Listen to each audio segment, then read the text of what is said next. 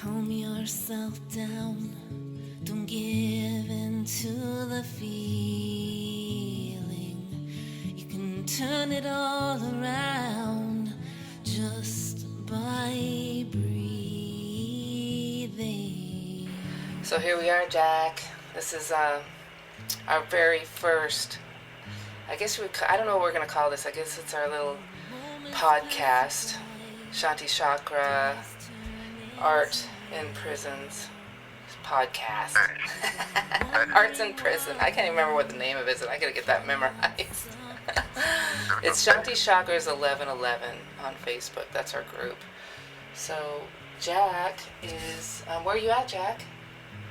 Right now, I'm in prison, but right now I'm in the hospital, luckily, so we get to talk freely. That's beautiful. Okay, so let's start with where we met and like just kind of how our connection started. You remember? Do you even remember? Oh, I remember completely. Yeah. We were. Well, that was a unique time. We were in New Folsom years ago. How many years has it been? God, 9, 10, I think 9. It's been a while. Well, they have a. I believe this is over now, unfortunately, but at that time we had a really great arts and corrections program. And it wasn't statewide, it was just, we were fortunate enough to have a good artist facilitator who advocated for us, Jim Carlson. And I remember you guys coming through, doing some music. We had been prepped, there's some special guests coming in for Christmas, and some girls from Alaska, and some other, and Rick, and Spiff, and I remember getting a bunch of people. We'd go around the yard and asking anybody interested in coming to listen to some music, and the response was overwhelming. If you remember, it was always standing room only, basically. Every chair was taken up, people standing against the walls. I know, and it was, what was so funny is, like, they really thought we were famous. Well, no, you guys were famous to us. I know. We were the most famous people on the planet on those trips, man. I loved it. So. No, it was nice. Yeah. We don't get a whole lot of guests, especially, and that's a prison like. Okay, there are certain levels, security levels in California's prison system. So you have your minimum facilities, level 1s and 2s, which are real relaxed, real laid back. Guys that are going through there are only doing, anywhere from months to a couple years. So there's not a large appreciation for stuff. They just are fresh off the streets, haven't done much time, haven't been around much of, the hardships that prison provides, the violence, the lockdowns, the staff assaults, the mistreatment, the losing of property, just all that stuff doesn't really exist on the lower levels, so they don't appreciate it. And then you have the level 3s, which are a mix of both. Some guys who are short come into a level 1 and 2 and mess up, and they get their points, jacked up, so they go to a level 3. And then you also have the flip side of that, which is the level 4 guys who are been down and put in a lot of time to get their points down, dropped down to a level 3. So it's a mix. Right, and Folsom was a level 4, right? Right. When you guys enter, it's a 180 design, which is, there's only a few of those. As far as level 4s go, that's the worst of the level 4s. You have the level 4 270s, and then you have the level 4 180. And that's that's the worst of the worst. Well, that's what I, when I went in there the first time, I was invited by Melissa Mitchell, pretty much who, had the one soul flame heading into the, getting us all together and motivated. And I just remember the first time I went, it was, it was in the church, and it was filled with men, for one, all in the same, like, blue outfits, and they were big, huge black men, and I'm from Alaska, and, it's just the culture's not really so up there, except, so anyway, I just remember this, this huge black man walking up to me, and I was like, just a little bit, I was nervous, and after singing some folk songs, and here he comes up and he's like, that was just so beautiful. And I was like, oh, I melted right there. I have no idea, but I melted right there. I was like, oh my gosh, I felt so much gratitude. And that's where the medicine is for all of us that came in there. I mean, it was that frequency of gratitude. Like, I have never felt anything so pure and so real, I mean, without any heart armor on. I mean, it was just all it was authentic and pure, so anyway. And then I saw your art, Jack, and it's just like, it was this complete moment of like reverence for your talent and being, and it was just, I knew right away like who you were through your art. I mean, I could just see it. It was like this. Tell them about that piece and how you gave it to me. Yeah, right. Well, that was a project. That was a class project. That was one of the first class projects that I was fully in charge of. Jim Carlson was the artist facilitator there who used to teach our art classes. He's a master artist. This man is a phenomenal painter, visual artist, all of it. And he's seen what I do, which is more like photorealistic artwork. So and the guys on the yard respond well to that.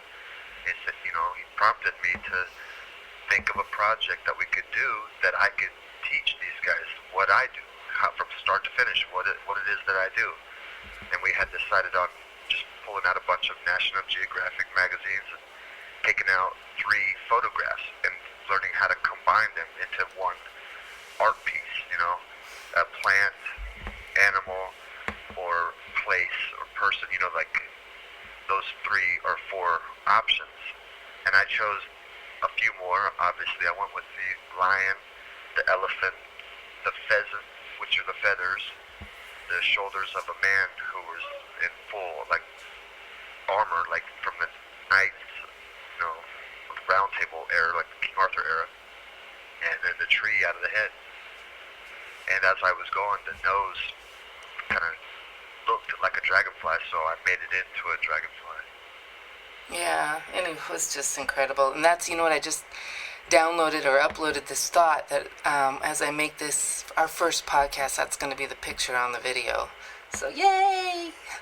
Anyway, so I want to hear your journey, your spiritual journey, of what art, how it's affected you and others in your life, that your artwork, and where your journey, started, and how you transformed in this level 4 to who you are now.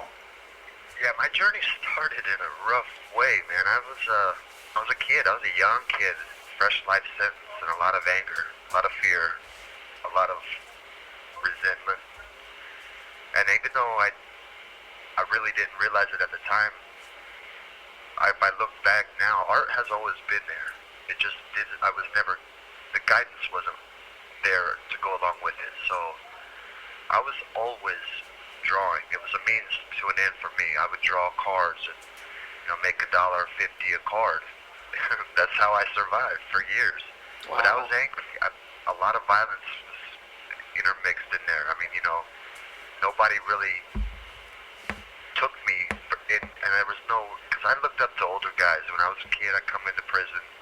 If you had the right tattoos and you walked and spoke the right way, I assumed you were legit. Like you were who I was going to model myself after. So I had this preconceived idea of what a convict looks like and what it's supposed to be like. And, I was all in. I was pointed in the wrong directions.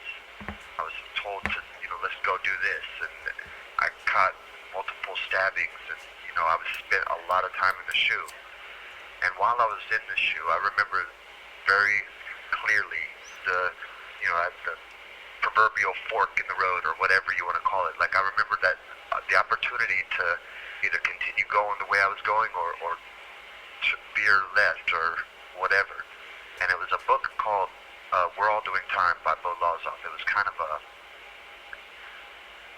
spiritual meditation yoga type book, and it was real basic, like, you know, kind of like a meditation for dummies, but it ran through everything. So it had the sun salutation yoga positions drawn out like stick figures, kind of. And I practiced, and I did that, and then slowly it was like, you know, I started seeing the hypocrisy in the way I was living.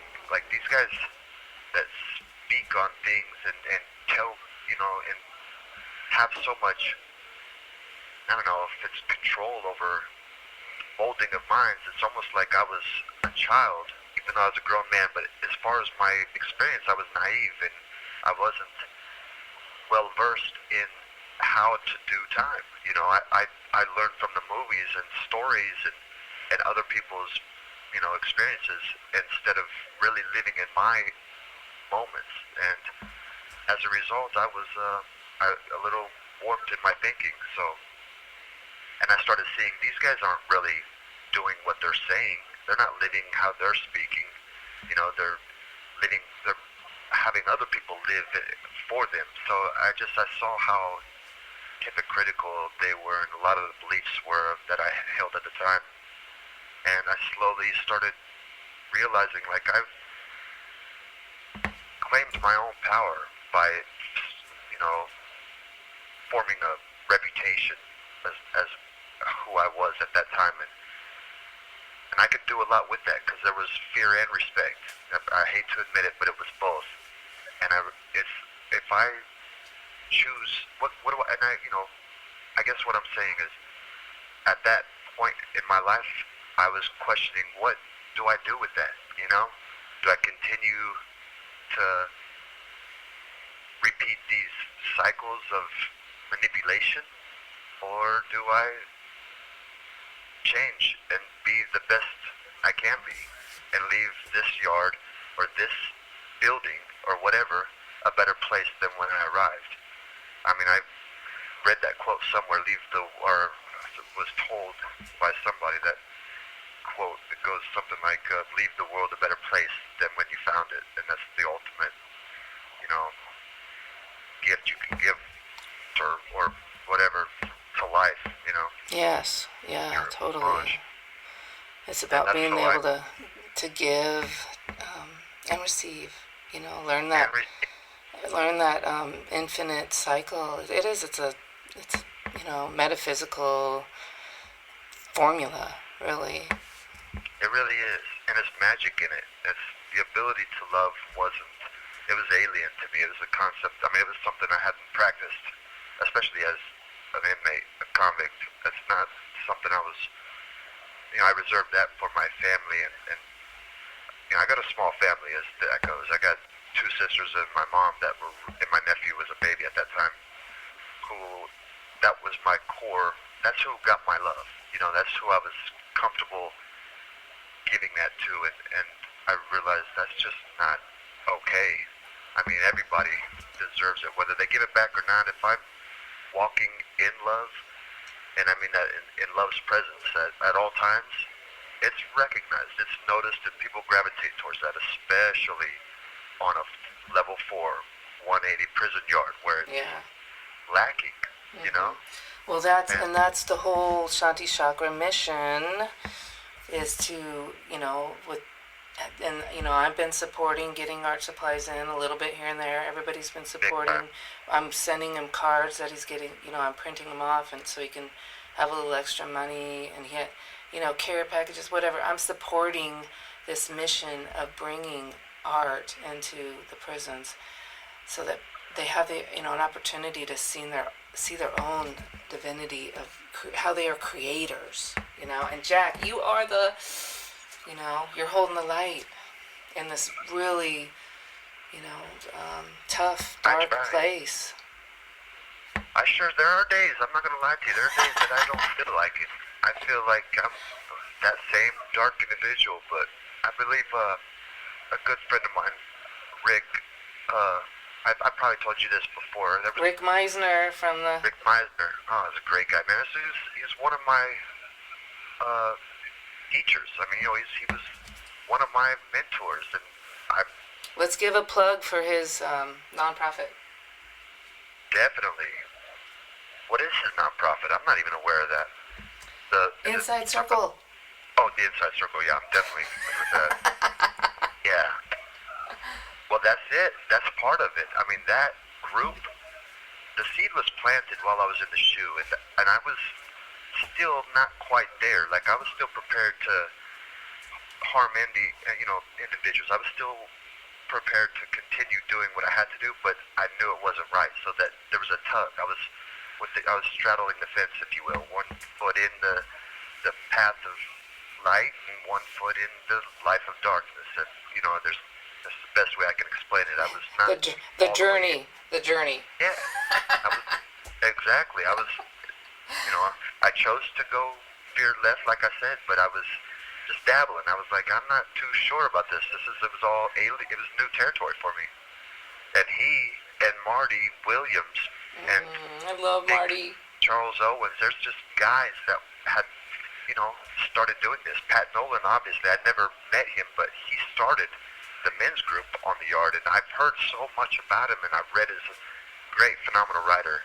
And that was it, man. I got invited to the group, and I saw it. I was a wallflower for a while. I sat there quietly and arms folded and thought, what the hell is this? What are these guys doing?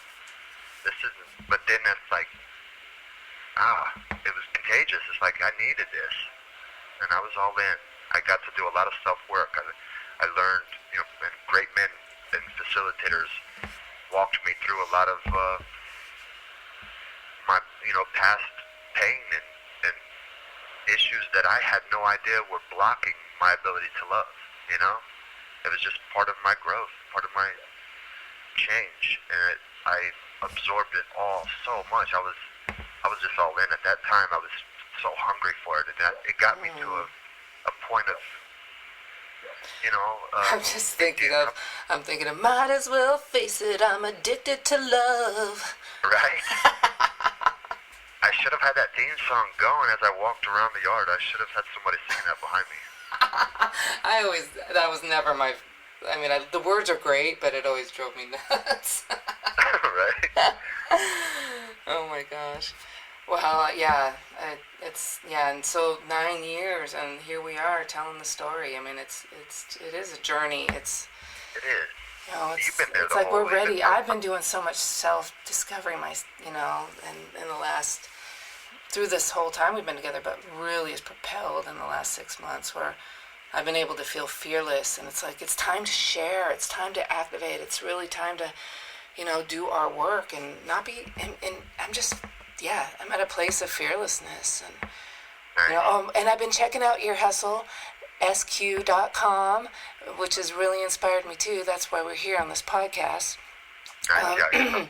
But I have a surprise for you, Jack. They extended the art contest for their logo, which Jack has already did something, but till like March something. So send it to me ASAP. I will do that. So we can get it scanned and sent in. Nice. I might do a couple things if it's all the way till March. Yeah. March what? So I don't remember the date exactly, but anyway. So I think this is good. We're like at 18 minutes already. Right. It's beautiful, but we are going to do more. Jack's been talking to people in the prison that want to share more than just art, but share poetry and maybe, I don't know, just anything creative, and even like prison recipes, which Jack has a bunch that I didn't even know that was like part. I mean, we never even talked about that over the 9 years. So there's a lot of surprises. Everything but the ramen noodle. Well, right. Hey, I think it's great. I'd love to, even try it at home, But, all right. So much love, Jack. Anything else? Any last words? No, thank you. I mean, obviously for even caring and showing other people it's okay to care. That's a big one. Well, to be able to, be of service to this type of project, even being a pen pal. I mean, right. You are helping to raise the frequency, the vibration of our prisons, and which are dysfunctional, And there's some things that, don't feel good and right to me about the way that our system, is functioning, and it's not focused on love. It's focused on fear, big time. And the rehabilitation, I don't really see a lot of that, and I think it's just set up to perpetuate fear. So anyway, that's just my observation, and Yeah, so it's been spotted for many years. There's a shift. I mean, it's still a broken system, but man. well, that's what we're here to do. Is we're holding light, in our little own way, but it's huge, and it's changing people's lives, and it's bringing in hope. I mean, to give someone, give away art supplies to people, they're thinking, oh, this is a hustle. No, this is pure, intentional, unconditional love, and it's power. It just, the vibration of that is so powerful. But anyway, all right. Well, this is the end of our very first Shanti Chakra Arts in Prison podcast. We please check out our site, and lots of love. And if there's any commissions or artwork that you want, I have some prints made up. And if you want to be a supporter of this cause, please private message me, and we will take everything we can get. All right. Adios. Aloha. Peace. Namaste.